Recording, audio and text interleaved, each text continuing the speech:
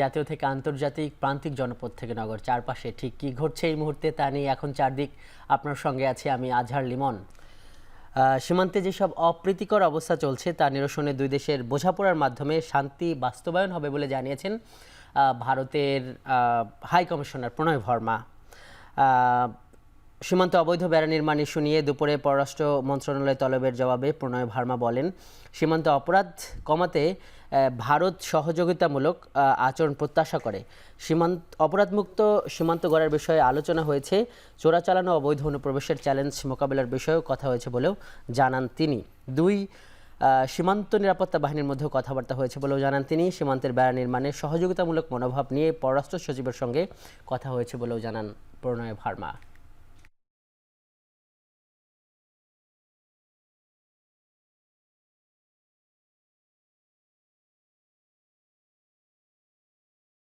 Effectively addressing the challenges of smuggling, movement of criminals and trafficking. We have an understanding with regard to fencing the border for security. Our two border guarding forces, BSF and BGB, have been in communication in this regard. We expect that understandings will be implemented and that there will be a cooperative approach to combating crime. Awami League সরকারের আমলে করার অসম চুক্তি বাতিলের জন্য ফেব্রুয়ারিতে বাংলাদেশের প্রতিনিধি দল ভারত সফর করবে বলে জানিয়েছেন স্বরাষ্ট্র উপদেষ্টা জাহাঙ্গীর আলম চৌধুরী। সচিবালয়ে বাংলাদেশ ভারত সীমান্ত পরিস্থিতি নিয়ে সংবাদ সম্মেলনে কথা জানান তিনি। এই বিগত সরকারের আমলে 2010 সাল থেকে 2023 সালের ভিতরে এরা কতগুলি অসম কাজ, যেটা মানে ইন্ডিয়ার করা উচিত হয় নাই, বাট আমাদের এই আগের সরকার তাদেরকে কতগুলি একটা সুযোগ দিয়েছে।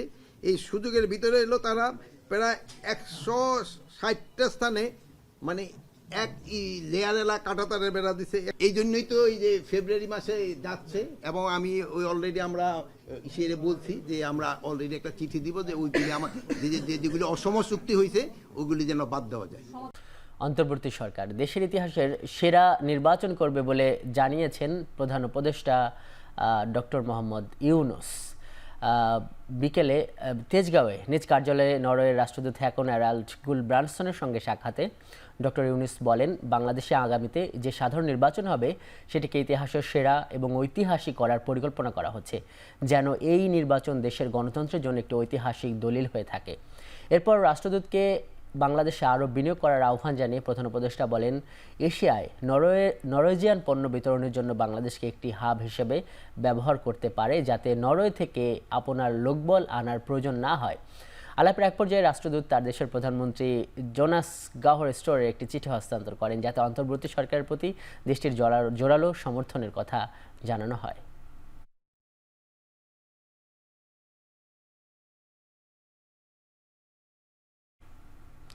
যুক্তরাজ্যের সিটি মিনিস্টার টিউলিপ সিদ্দিকিকে বরখাস্ত করতে প্রধানমন্ত্রী কিয়ার স্টারমারের প্রতি আহ্বান জানিয়েছেন দেশটির প্রধান বিরোধী দল কনজারভেটিভ পার্টির প্রধান কেমি ব্যারেনচ। মূলত বাংলাদেশে আর্থিক দুর্নীতির মামলার তদন্তে যুক্তরাজ্যের এই মন্ত্রী ব্যাপক চাপে রয়েছেন। এমনকি দুর্নীতির দায়ে মন্ত্রিত্ব ছাড়তেও ক্রমবর্ধমান চাপ রয়েছে টিউলিপের ওপর। বিরোধী দলের প্রধান কেমি ব্যারেনচের দেয়া টুইটের বরাত দিয়ে রোববার এই তথ্য জানিয়েছেন বিবিসি সহ বিভিন্ন আন্তর্জাতিক সংবাদ মাধ্যম। টিউলিপ সিদ্দিকি মূলত ব্রিটেনের ক্ষমতাসীন লেবার পার্টির মন্ত্রিসভার সদস্য। তার কাজ যুক্তরাজ্যের অর্থ বাজারের দুর্নীতি সামাল দেয়া। কিন্তু বাংলাদেশের ক্ষমতাচ্যুত প্রধানমন্ত্রী শেখ হাসিনার আমলে অবকাঠামোগত উন্নয়ন ব্যয় থেকে 3.9 বিলিয়ন পাউন্ড আত্মসাতের অভিযোগ তদন্তে টিউলিপের নাম উঠে আসায় তাকে বরখাস্তের দাবি জোরালো হচ্ছে।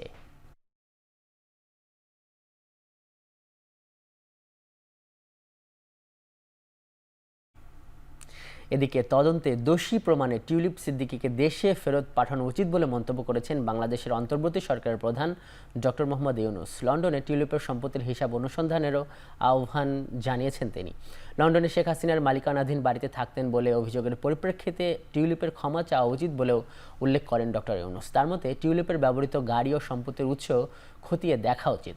যুক্তরাজ্যের সাপ্তাহিক সংবাদপত্র সানডে টাইমসকে ইউনুস আরা বলেন, সহজ ভাষায় ডাকাতির মাধ্যমে অর্জিত হলে সেসব সম্পত্তি বাংলাদেশ সরকারকে ফিরিয়ে দিতে হবে টিউলিপের। তবে এসব অভিযোগ প্রত্যাখ্যান করেছেন লেবার পার্টির নেতা।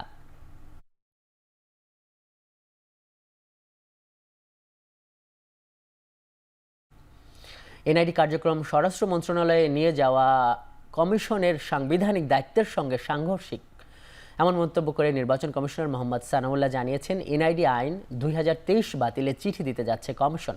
দুপুরে নির্বাচন কমিশনের দ্বিতীয় সভা শেষে ব্রিফিংয়ে কথা বলেন তিনি।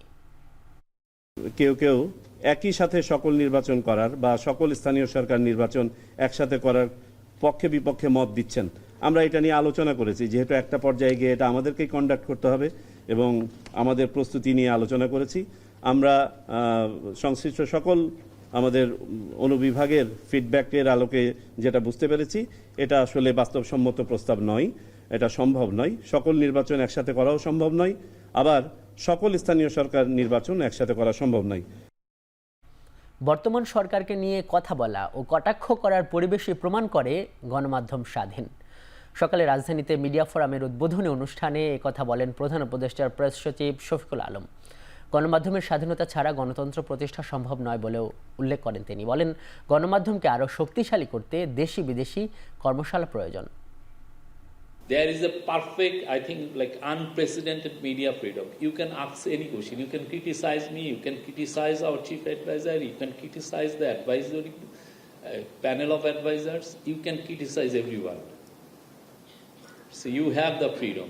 And we think that for democracy to be institutionalized, first thing we need to have is media freedom. And we are trying to ensure that that kind of perfect media atmosphere where anyone can pursue any stories without fear or favor. চাঁদার টাকা না পেয়ে রাজধানীর elephant রোডে 2 ব্যবসায়ীকে কুপিয়ে আহত করার ঘটনায় 2 হামলাকারীকে গ্রেপ্তার করেছে পুলিশ। ঘটনাস্থল পরিদর্শন করে উপদেষ্টা আসিফ মাহমুদ ব্যবসায়ীদের বলেন, কাউকে যেন 1 টাকাও চাঁদা না দেওয়া হয়। রাজধানীর এলিফ্যান্ট রোডে ইসিএস কম্পিউটার সিটির সামনে 2 ব্যবসায়ীকে প্রকাশ্যে কুপিয়ে জখম করার প্রতিবাদে শনিবার বিক্ষোভ করেছে ব্যবসায়ীরা। এ ঘটনায় ব্যবসায়ীদের সঙ্গে সংবাদ সম্মেলন করে ক্রীড়া ও যুব উপদেষ্টা বলেন, 5 আগস্টের পরবর্তী বাংলাদেশে কোনো ধরনের চাঁদাবাজি দখলদারিত্ব সহ্য করা হবে না। এছাড়াও 5 আগস্টের পর নিরাপত্তা পরিস্থিতি কিছুটা নিয়ন্ত্রণে এসেছে, তবে তা এখনও সন্তোষজনক নয় বলেও মন্তব্য করেন এই উপদেষ্টা।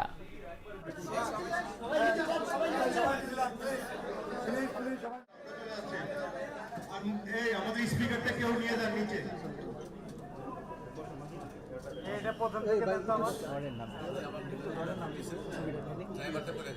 ঠিক আছে, কাইন্ডলি আপনারা গেটের বাইরে যাবেন। আমরা এখানে ব্রিফ করব না, স্যার গেটের বাইরে।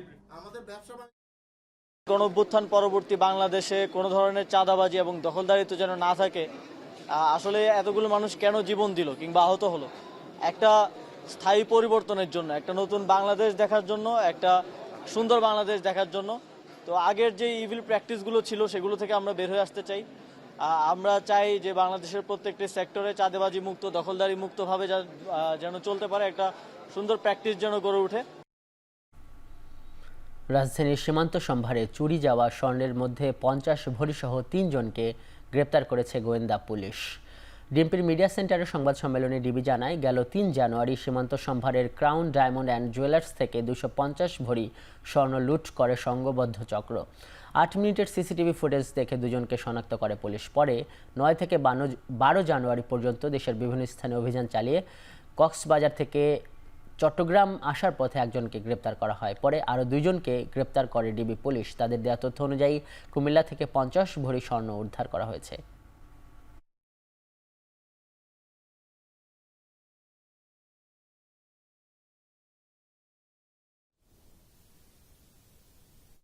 একজন একটি চাদর দিয়ে শেড তৈরি করে, চাদর নাড়াচাড়া করতে থাকে। চাদরের আড়ালে অপর একজন দ্রুত তালা কেটে, শাটার কেটে ভিতরে প্রবেশ করে। তৃতীয় যে ব্যক্তি শোরুমের ভিতরে প্রবেশ করে, তিনি আনলকড ডিসপ্লে হতে স্বর্ণালংকার বের করে একটি হ্যাভারসেক ব্যাগে ভর্তি করে দ্রুত পালিয়ে যায়। কক্সবাজার হতে চট্টগ্রামে আসার পথে মোহাম্মদ রুবেল 28 নামে একজনকে গ্রেপ্তার করা হয়।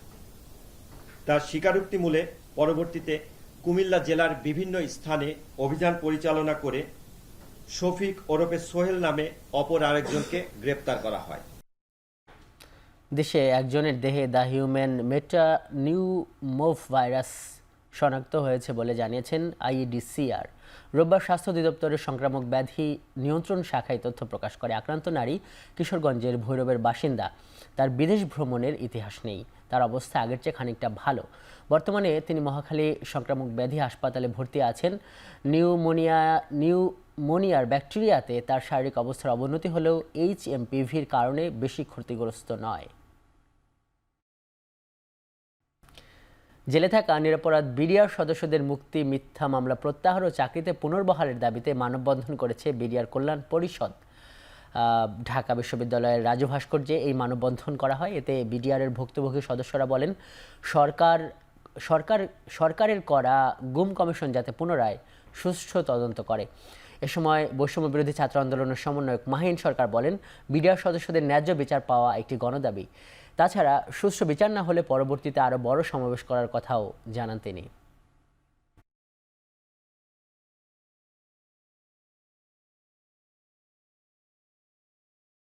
এখানে স্পষ্ট বিদেশি শক্তির হাত আছে। আমরা আজকে গণঅভ্যুত্থানকারী সকল ছাত্র নাগরিক বলতে চাই, যদি ন্যায় বিচার না আসে প্রয়োজনে আরো একটি অভ্যুত্থান হবে। এদিকে দেশের বিভিন্ন স্থানীয় বিডিআর হত্যাকাণ্ডের সুষ্ঠু তদন্ত ও পুনরায় বিচারের দাবিতে মানববন্ধন করেছে চাকরিচ্যুত বিডিআরের সদস্যরা। বিডিআর কল্যাণ পরিষদের ব্যানারে সারা দেশে এই মানববন্ধন আয়োজন করা হয়। সকালে ময়মনসিংহ নগরের ফিরোজ জাহাঙ্গীর চত্বরের সামনে মানববন্ধন করেন বিডিআরের চাকরিচ্যুত সৈনিকেরা। এ সময় চাকরিচ্যুত সব বিডিআর সদস্যদেরকে ক্ষতিপূরণ সহ চাকরিতে পুনর্বহালের দাবি জানান তারা। বক্তারা বলেন যে তদন্ত কমিশনকে স্বাধীন ও নিরপেক্ষভাবে কাজ করার জন্য 2 এর ধারা বাদ দিতে হবে। একই সঙ্গে বিডিআরের নাম পুনরায় প্রতিস্থাপনের দাবি জানান সদস্যরা। একই দাবিতে রাজশাহী, ঝালকাঠি, জামালপুর, নরসিংদী ও কুড়িগ্রাম সহ দেশের বিভিন্ন জেলায় মানববন্ধন অনুষ্ঠিত হয়েছে। এ সময় অনতিবিলম্বে কারাবন্দী সব বিডিআর সদস্যদের মুক্তির দাবি জানানো হয়।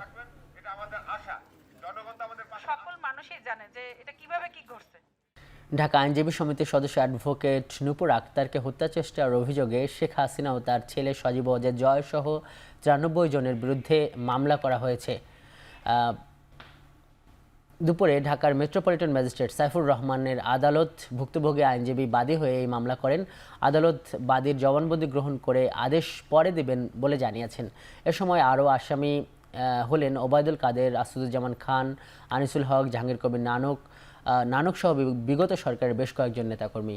মামলার সূত্র মতে বৈষম্য বিরোধী ছাত্র আন্দোলনের সময় 4 আগস্ট বিকেল 3টার দিকে মোহাম্মদপুরে ভুক্তভোগী নূপুর আক্তার অংশ নেন। এ সময় হত্যার উদ্দেশ্যে গুলি করলে তার বাম হাতে একটি গুলি এবং মাথায় আরেকটি গুলি লাগে। পরে তাকে হাসপাতালে চিকিৎসা করতে নিলে আওয়ামী লীগের সন্ত্রাসীদের হুমকিতে চিকিৎসা না করে ফেরত দেওয়া হয়। যখন এই আন্দোলনটা শুরু হয়, আমি আন্দোলনে প্রথম থেকেই একাত্মতা ঘোষণা করে তাদের সাথে ছিলাম। আমার বিশ্বাস ছিল এই সরকার অন্তত এই ছোট বাচ্চার উপরে গুলি চালাবে না।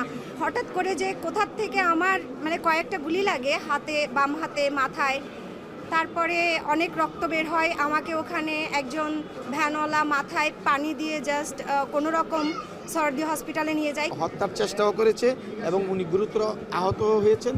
এই মর্মে আমরা মামলা করেছি।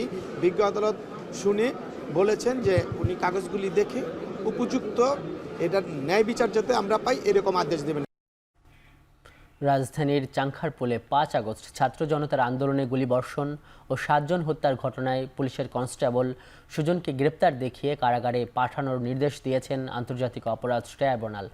একই সঙ্গে তদন্তের অগ্রগতি প্রতিবেদন দাখিলের জন্য 23 ফেব্রুয়ারি দিন ধার্য করা হয়েছে। রোববার ট্রাইব্যুনালের চেয়ারম্যান বিচারপতি গোলাম মুর্তুজা মজুমদারের নেতৃত্বে 3 সদস্যের ট্রাইব্যুনাল এই আদেশ দেন। এর আগে সকালে ট্রাইব্যুনালে কনস্টেবল সুজনকে হাজির করা হয়।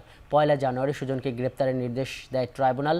মামলার ঘটনায় বলা হয়েছে, কনস্টেবল সুজন ঠান্ডা মাথায় 5 আগস্ট সকালে চাংখারপুলে ছাত্র জনতার উপর গুলি চালায়। ট্রাইব্যুনালের অভিযোগে এসব বিষয়ে প্রসিকিউশন টিম তুলে ধরেন। ওই দিনের ঘটনার ফুটেজ দেখে আরও কয়েকজন পুলিশ সদস্যকে চিহ্নিত করা হয়েছে। তাদেরও গ্রেপ্তার করার কথা জানিয়েছেন প্রসিকিউটররা।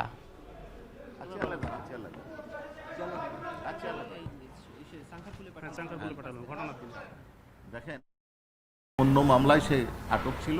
সেইখানে গত 1 জানুয়ারি তাকে গ্রেফতার করার জন্য মাননীয় ট্রাইব্যুনালে পিটিশন দেওয়া হয়েছিল। মাননীয় ট্রাইব্যুনাল প্রাথমিক পর্যায়ে তার প্রোডাকশন ওয়ারেন্ট দিয়ে আজকে নিয়ে এসছেন এবং আজকে ডিটেনশনের আদেশ দিয়েছেন। পরবর্তী তারিখ হচ্ছে 23 ফেব্রুয়ারি। আগামী 15 দিনের মধ্যে জুলাই স্মৃতি ফাউন্ডেশনকে আহতদের তালিকা তৈরি করে জনপ্রতি 50 লাখ টাকা করে দেওয়ার দাবি করেছেন গণ অধিকার পরিষদের সভাপতি নুরুল হক নূর। জুলাই আগস্ট গণঅভ্যুত্থানে সম্মুখ সারির আহত নিহতদের পরিবারের দাবি আদায়ের লক্ষ্যে জাতীয় প্রেস ক্লাবের সামনে মানববন্ধনে সংহতি জানাতে এসে এই দাবি করেন তিনি। জুলাই আগস্টের গণঅভ্যুত্থানের মালিকানা নিয়ে যে বিভাজন তৈরি হয়েছে তা কোনোভাবেই কাম্য নয় বলেও মন্তব্য করেন নুরুল হক নূর। আরও বর্তমান সরকার জুলাই আগস্টের জনগণের আকাঙ্ক্ষার সরকার হলেও গত 5 মাসে দৃশ্যত তেমন কিছুই করতে পারেনি। মানববন্ধনের সুযোগে আহতরা অভিযোগ করেন, জুলাই আগস্টের গণঅভ্যুত্থানের পর তাদের প্রতি সরকারের উদাসীনতা দিন দিন বেড়েই চলেছে।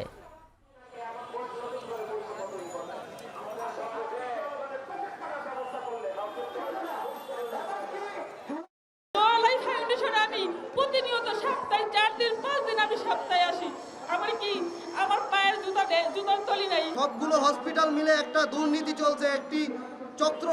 আমাদের কিছু সংখ্যক আহত ভাইদেরকে নিয়ে তারা একাই সরকারের সাথে মোকাবেলা করছে। আমি সরকারের প্রতি এবং এই জুলাই ফাউন্ডেশনের সাথে যারা সংশ্লিষ্ট আছেন তাদেরকে আগামী 15 দিনের মধ্যে নিখুঁত নিহতদের তালিকা এবং আহতদের তালিকা করে আহতদের ক্রাইটেরিয়া ভেদে অবশ্যই তাদেরকে মিনিমাম 50 লক্ষ টাকা করে আহতদের সহযোগিতা করতে হবে। গ্যাসের দাম বাড়ানোর প্রস্তাব ব্যবসা বাণিজ্যকে সংকটের মুখে ফেলবে, একই সঙ্গে দেশের শিল্প খাত ক্ষতিগ্রস্ত হবে বলে জানিয়েছে বাংলাদেশ প্লাস্টিক দ্রব্য প্রস্তুতকারক ও রপ্তানিকারক অ্যাসোসিয়েশনের সমিতি। বিপিজিএমই এর সভাকক্ষে গ্যাসের দাম বাড়ানোর প্রস্তাব নিয়ে প্রতিক্রিয়া জানাতে সংবাদ সম্মেলন করে সংগঠনটি। এ সময় আইএমএফ বিশ্ব ব্যাংকের প্রেসক্রিপশন বাস্তবায়নের আগে দেশের স্বার্থ প্রাধান্য দেওয়ার দাবি জানায় সংগঠনটি। এ সময় কলকারখানাগুলোতে গ্যাসের সংকট দূর করতে গৃহস্থালী ও সিএনজি পর্যায়ে ব্যবহার কমিয়ে আনার পরামর্শ দেন জ্বালানি বিশেষজ্ঞরা। বলেন, জ্বালানির অভাবে কারখানার উৎপাদন বাধাগ্রস্ত হলে সামগ্রিকভাবে চাপ বাড়বে দেশের অর্থনীতির উপর। সংবাদ সম্মেলনে পলিথিন ব্যবহার নিষিদ্ধ না করে বিকল্পের আহ্বান জানিয়ে বক্তারা বলেন, নিষিদ্ধ নয় বরং সচেতনতার মাধ্যমে ব্যবহার কমিয়ে নিয়ে আসতে হবে। সফলতা কামনা করি। আজকে আমরা এখানে দুইটা বিষয় আলোচনার জন্য আসছি। আমরা প্রাইসিংটা করি, কিন্তু এখন পর্যন্ত যে প্রাইসিং আমরা মনে করি আইএমএফ, ওয়ার্ল্ড ব্যাংক এবং অন্যান্য বাস্তবায়ন যারা আমাদেরকে সাহায্য সহযোগিতা করেন তাদের প্রেসক্রিপশন সব সময় সঠিক হবে, এটা আমরা ব্যবসায়ীরা বিশ্বাস করি না। প্রতিটা এগ্রিমেন্ট সাইন করার আগে, প্রতিটা প্রেসক্রিপশন নেওয়ার আগে দেশপ্রেমিক হিসাবে আপনারা সেটা বিবেচনা করবেন এবং আপনারা সেটা দেখবেন যে এটা আসলে আমাদের দেশের জন্য প্রযোজ্য কিনা, আমরা সেটা গ্রহণ করতে পারবো কিনা। শ্রমিকের জীবনমান উন্নয়ন, বেতন বৃদ্ধি, সুবিধা বাড়ানো, কর্মক্ষেত্রে নিরাপত্তা, শিশুশ্রম বন্ধ, শ্রমিক অধিকার নিশ্চিত করা সহ শ্রমিকদের কল্যাণে প্রায় 1.5 শতাধিক প্রস্তাবনা দিয়েছে সিপিডি। ধানমন্ডিতে সিপিডির অফিসে শ্রম অধিকার সংক্রান্ত সংস্কার উদ্যোগ বিষয়ক আলোচনা সভায় এসব প্রস্তাবনা তুলে ধরা হয়। শ্রমিকদের কল্যাণে শ্রম আইন বাস্তবায়নেরও তাগিদ দেওয়া হয় আলোচনা সভায়। অনুষ্ঠানে বক্তারা বলেন, শ্রমিকরা বেতনের জন্য রাস্তায় নামবে, গুলি খাবে, এটা আর চলতে পারে না। কারখানার মধ্যে কেন শ্রমিকদের সমস্যার সমাধান হবে না, এ বিষয়গুলো সমাধান করতে হবে। এ সময় তিনি বলেন, বিভিন্ন সংস্কারের জন আকাঙ্ক্ষার প্রতিফলন না থাকলে তার সুফল বয়ে আনবে না।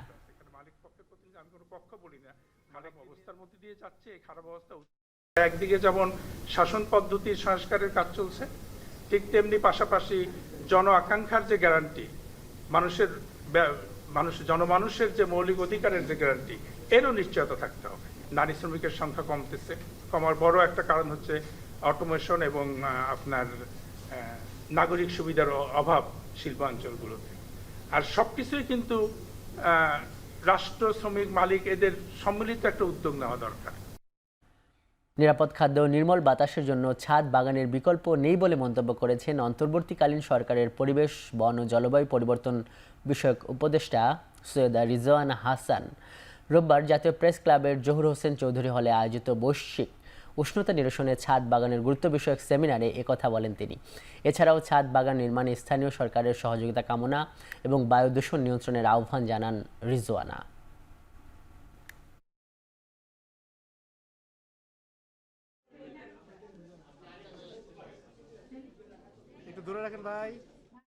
আমাদের কতগুলো ভ্রান্ত ধারণা যে টব লাগলে ছাদ ভেঙে পড়ে যাবে, ছাদ ড্যাম্প হবে, এগুলো কিচ্ছু হবে না, মশা হবে, এগুলো কিচ্ছু হবে না। এগুলো আপনার প্রপার মেনটেনেন্সের মাধ্যমে সব কিছুই অ্যাড্রেস করা সম্ভব। আমি ক্ষমা করবেন, আমি আর কথা বলতে পারছি না।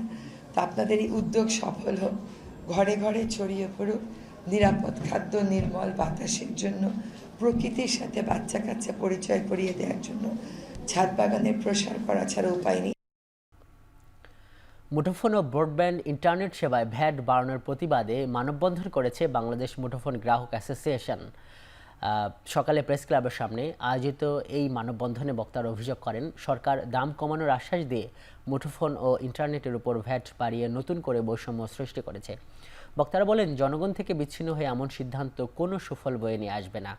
এ সময় ইন্টারনেটের উপর বাড়ানো ভ্যাট প্রত্যাহার না করলে এনবিআর কার্যালয় ঘেরাও করার ঘোষণা দেন বাংলাদেশ মুঠোফোন গ্রাহক অ্যাসোসিয়েশন। এবং এই প্রসঙ্গে শিক্ষিত যুবক যুবতী বের হয় যাদের বেশিরভাগই বেকার রয়ে যায়, এবং এই অনেক এখানে ফ্রিল্যান্সাররা আছেন যারা শুধু ইন্টারনেটের উপরেই 55% সরকারি পোর্শনে চলে যায়।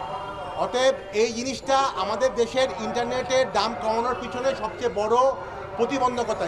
এনবিআর এর সাথে, ইন্ডাস্ট্রির সাথে, স্টেক হোল্ডারের সাথে বসে যে কোনো যেন সিদ্ধান্ত নেয়, নিজেদের মতন করে জনগণের সাথে বিচ্ছিন্ন হয়ে কোনো সিদ্ধান্ত দেশের জন্য, কোনো সরকারের জন্য কিংবা দেশের জন্য সুমঙ্গল কোনো বয়ে নিয়ে আসে না।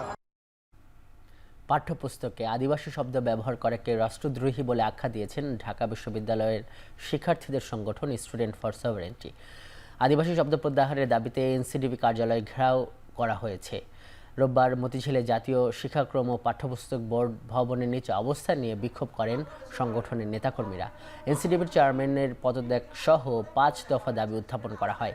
আদিবাসী শব্দটি প্রত্যাহারের দাবি জানিয়ে তারা বলেন, এই শব্দটি বিতর্কিত, বাঙালিদের একমাত্র আদিবাসীর স্বীকৃতি দিতে হবে।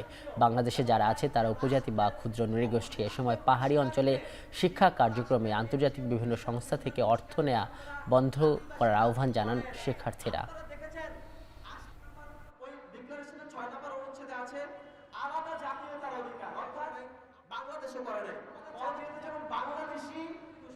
ক্ষুদ্র নৃগোষ্ঠী এবং উপজাতি সম্প্রদায় যারা আছে তাদেরকে কি বলে সম্বোধন করতে হবে, এটা বাংলাদেশের মানুষ জানে। বাংলাদেশ সাংবিধানিক একটা বাধ্যবাধকতা আছে, সেখানে সংবিধানের মধ্যে বলা হয়েছে তাদেরকে উপজাতি বলা হয়েছে, সম্প্রদায় বলা হয়েছে, ক্ষুদ্র নৃগোষ্ঠী বলা হয়েছে। বাংলাদেশ সরকারের অনেক প্রজ্ঞাপন রয়েছে যেখানে বলা হয়েছে পাহাড়ের যেসব উপজাতি কিংবা ক্ষুদ্র নৃগোষ্ঠী আছে তাদেরকে উপজাতি এবং ক্ষুদ্র নৃগোষ্ঠী হিসেবেই সম্বোধন করতে হবে, আদিবাসী নয়। কারণ বাংলাদেশে কোনো আদিবাসী নেই। আসলে আলোচিত পরকীয়া প্রেমে জড়িয়ে স্বামীকে হত্যার মামলায় স্ত্রীকে যাবজ্জীবন কারাদণ্ড দিয়েছেন আদালত। আর মৃত্যুদণ্ডাদেশ দেওয়া হয়েছে পরকীয়া প্রেমিককে। এদিন দ্রুত বিচার ট্রাইব্যুনাল 3 ঢাকার বিচারক মাসুদ করিমের আদালতে এই রায় দেওয়া হয়। এর আগে 2021 সালে আশুলিয়ায় স্ত্রী সুলতানা আক্তার ক্যামিলের পরকীয়ার তথ্য জেনে যাওয়ায় নিজ ঘরে ঘুমের মধ্যে স্বামী ইলিম সরকার খুন হয়। এরপর ঘটনা ধামাচাপা দিতে সাজানো হয় মিথ্যা নাটক। একে একে 19 জন সাক্ষী গ্রহণের মাধ্যমে বেরিয়ে আসে আসল তথ্য। রোববার তারই পরিপ্রেক্ষিতে খালাস পান হত্যার সহযোগিতার অভিযোগে অভিযুক্ত আরেক আসামি সাইফুল ইসলাম। কিন্তু মানবিক দিক বিবেচনায় যাবজ্জীবন কারাদণ্ডাদেশ দেওয়া হয় স্ত্রীর বিরুদ্ধে।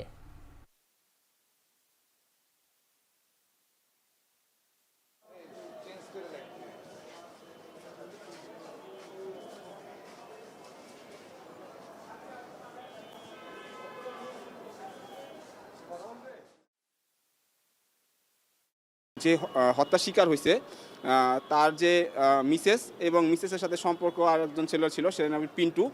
এই দুইজনের যোগসাজশেই এই মার্ডারটা হয়েছে।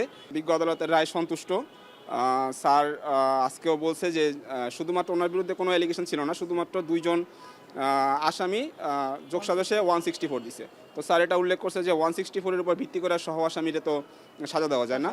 তো ওই 2 জন আসামির একজনকে মৃত্যুদণ্ড দিছে, আর একজনকে যেহেতু 2 জন বাচ্চা আছে ওনার, নাবালিকা 2টা বাচ্চা, এই জন্য ওই মহিলা ক্যামেলিকে মৃত্যুদণ্ড দিতে পারে নাই, ওনাকে যাবজ্জীবন কারাদণ্ড দিছে। আর আমাদের আসামি সাইফুল ভাইরে আর কি খালাস প্রদান করছে। কিশোরগঞ্জের তারাইলে বিএনপির 2 গ্রুপের সংঘর্ষে রাউতি ইউনিয়ন বিএনপির সভাপতি নিহত হয়েছেন। এ ঘটনায় আহত হয়েছেন আরও 3 জন। বেলা 11টার দিকে তারাইল উপজেলার রাউতি ইউনিয়নের বানাইল বাজারে সংঘর্ষের ঘটনা ঘটে। পুলিশ জানায়, উপজেলা কাউন্সিলের প্রস্তুতি সভায় ইউনিয়ন বিএনপির বর্তমান সভাপতি আবুল হাসান রতনকে সভাপতিত্ব করতে না দিয়ে অন্য পক্ষ সরর আলম লিটন গ্রুপের গিয়াসউদ্দিনকে সভাপতির দায়িত্ব দেওয়া হয়। এ নিয়ে কথা কাটাকাটির এক পর্যায়ে সংঘর্ষে জড়ায় 2 পক্ষ। এতে গুরুতর আহত হন রতনসহ আরও 3 জন। তাদের আশঙ্কাজনক অবস্থায় তারাইল উপজেলা স্বাস্থ্য কমপ্লেক্সে নেওয়া হলে কর্তব্যরত চিকিৎসক রতনকে মৃত ঘোষণা করেন। পুনরায় সংঘর্ষ এড়াতে এলাকায় অতিরিক্ত পুলিশ মোতায়েন করা হয়েছে। 2025 সালের মধ্যেই জাতীয় নির্বাচন দেওয়া জরুরি বলে মন্তব্য করেছেন বিএনপির স্থায়ী কমিটির সদস্য আমির খসরু মাহমুদ চৌধুরী। বিকেলে গুলশানে বিএনপি চেয়ারপারসনের কার্যালয়ে ইউরোপীয় ইউনিয়নের রাষ্ট্রদূত মাইকেল মিলারের সঙ্গে বৈঠক শেষে কথা বলেন তিনি। মূলত বৈঠকে আগামী নির্বাচন নিয়ে আলোচনা প্রাধান্য পেয়েছে বলে জানান আমির খসরু। এছাড়া অন্তর্বর্তী সরকারের অধীনে সংস্কার নিয়েও আলোচনা হয়েছে বলেও জানান বিএনপির এই নেতা। যেসব সংস্কার ঐক্যমত্যে না পৌঁছাবে সেসব সংস্কার নির্বাচনী সরকারের মাধ্যমে সমাধান করা উচিত বলে মন্তব্য করেন আমির খসরু। একই সঙ্গে ইউরোপীয় ইউনিয়নের যেসব বিনিয়োগকারী দেশে বিনিয়োগ করতে চায় তাদেরকেও সাধুবাদ জানিয়েছে বিএনপি। বৈঠকে বিএনপির পক্ষে নেতৃত্ব দেন বিএনপির মহাসচিব মির্জা ফখরুল ইসলাম আলমগীর।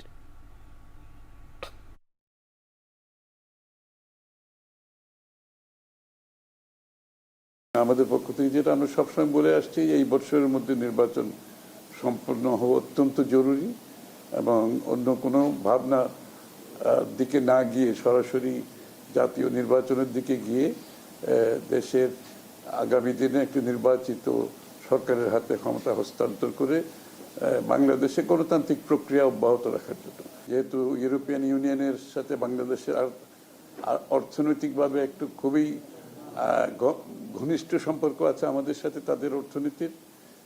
তারপরে হচ্ছে রিফর্মস, যে সংস্কারগুলোর ব্যাপারে যে আলাপ আলোচনা হচ্ছে, সেই রিফর্মসের ব্যাপারে আমাদের ভাবনা কি। ব্রাহ্মণবাড়িয়ায় জেলা বিএনপির সম্মেলন প্রতিহতের ঘোষণা দিয়েছেন দলটির একাংশের নেতাকর্মীরা।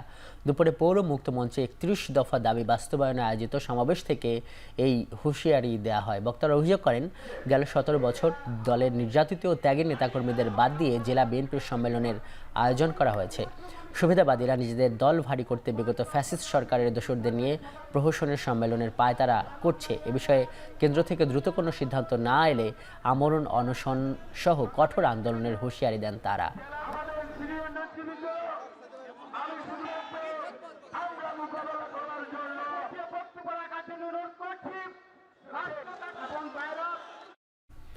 ন্যায়বিচার প্রতিষ্ঠা করা কতটা জরুরি তা বৈষম্য বিরোধী ছাত্র আন্দোলন, পুলিশ সহ সকল সরকারি কর্মকর্তাদের চোখে আঙুল দিয়ে দেখিয়ে দিয়েছে বলে মন্তব্য করেছেন পুলিশের অ্যাডিশনাল আইজি আবু নাসের মোহাম্মদ খালেদ। তাই অতীতের ভুল শুধরে জনগণের আস্থা অর্জনে পুলিশ সদস্যদের যথাযথভাবে কাজ করার আহ্বান জানান তিনি। সকালে নোয়াখালী পুলিশ ট্রেনিং সেন্টারের প্যারেড গ্রাউন্ডে 50তম ট্রেনি রিক্রুট কনস্টেবল ব্যাচের প্রশিক্ষণ সমাপনী কুচকাওয়াজ অনুষ্ঠানে প্রধান অতিথির বক্তব্যে এসব কথা বলেন তিনি। আর বলেন যে পুলিশ শুধু আইন প্রয়োগকারী সংস্থা নয়, তার একটি দেশের শান্তিরক্ষী। প্রাকৃতিক দুর্যোগ ও জাতীয় সংকটে পুলিশের ভূমিকা রয়েছে।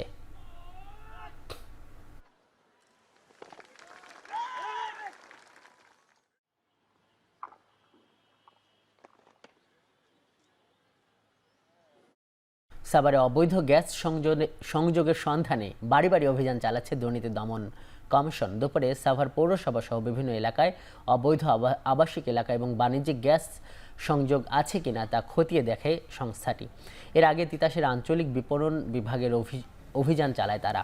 গ্যাস চুরি ঠেকাতে দুদকের চেয়ারম্যানের নির্দেশে দুদক অনুসন্ধানে নেমেছে বলে জানান সংশ্লিষ্টরা। তারা জানান, কতিপয় দুর্নীতিবাজ কর্মকর্তা কর্মচারীদের সহায়তায় বছরের পর বছর হাজার হাজার কোটি টাকার গ্যাস চুরি হচ্ছে, অথচ গ্যাস সংকটে বাসা বাড়িতে গ্যাস মিলছে না।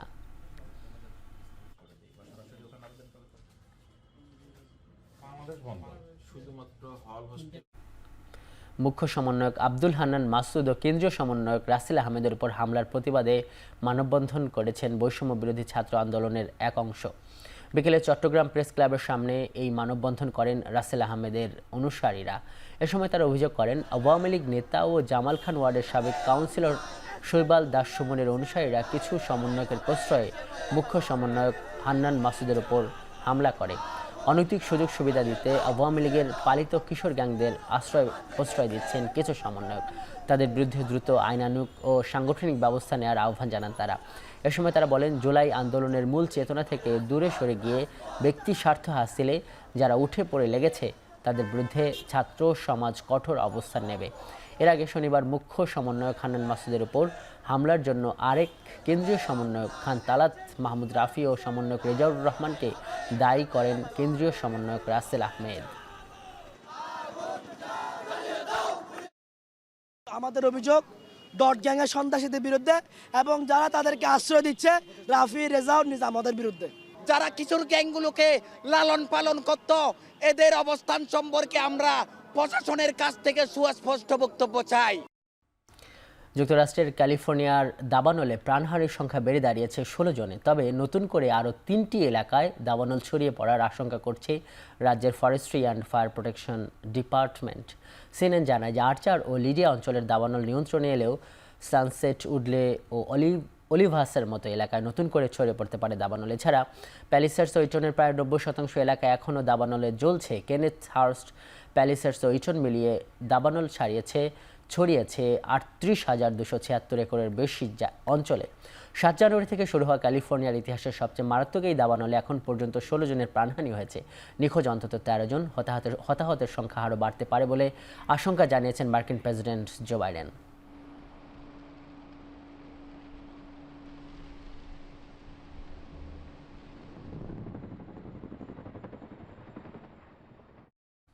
দক্ষিণ কোরিয়ায় বিধ্বস্ত হওয়া জেজু এয়ারের বোয়িং বিমানের 2টি ব্ল্যাক বক্স উদ্ধার করা হয়েছে। যদিও দেশটির পরিবহন মন্ত্রণালয় বলছে, বিমানটি মাটি স্পর্শ করার অন্তত 4 মিনিট আগ থেকে ব্ল্যাক বক্সের অডিও রেকর্ডিং বন্ধ হয়ে যায়। তদন্তকারী কর্মকর্তাদের আশঙ্কা, এতে করে দুর্ঘটনার প্রকৃত কারণ বের করা কঠিন হবে। দক্ষিণ কোরিয়ার পরিবহন মন্ত্রণালয় আরও জানায়, রেকর্ডিং বন্ধ হওয়ার আগ মুহূর্তে পাইলট আশঙ্কা করছিলেন বিমানটি পাখির ঝাঁক বা বার্ড স্ট্রাইকের কবলে পড়েছে। কন্ট্রোল রুমকে এই তথ্য জানানোর কিছু সময় পরই ব্ল্যাক বক্সের অডিও রেকর্ডিং বন্ধ হয়ে যায়। ব্ল্যাক বক্স হাতে পাওয়ার পর প্রাথমিকভাবে এর অডিও রেকর্ডিং উদ্ধারের চেষ্টা চালায় দেশটির এভিয়েশন বিভাগ, কিন্তু সে চেষ্টা ব্যর্থ হলে ব্ল্যাক বক্স দুটি যুক্তরাষ্ট্রের ট্রান্সপোর্টেশন সেফটি বোর্ডের ল্যাবরেটরিতে পাঠানো হয়। গেল ডিসেম্বরের 29 তারিখ দক্ষিণ কোরিয়ার ইতিহাসে সবচেয়ে মারাত্মক বিমান দুর্ঘটনায় 2 ক্রু বাদে 179 আরোহীর প্রাণহানি হয়। দুর্ঘটনায় 2 সপ্তাহ পেরিয়ে গেলেও এখনও পূর্ণাঙ্গ তদন্ত প্রতিবেদন প্রকাশ করেনি দক্ষিণ কোরিয়ার পরিবহন মন্ত্রণালয়।